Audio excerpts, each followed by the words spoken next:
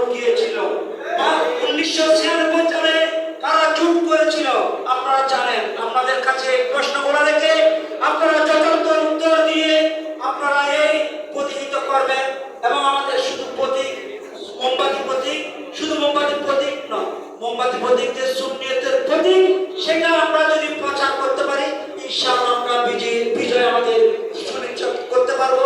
সেই সাব্যস্ত করে যারা মাঠে ময়দানে যেভাবে কাজ করছেন ইনশাআল্লাহ নির্বাচন পর্যন্ত মাঠে ময়দানে কাজ করে প্রার্থীকে আমরা যেন মনোবল দিতে পারি, প্রার্থীকে আমরা সাহস দিতে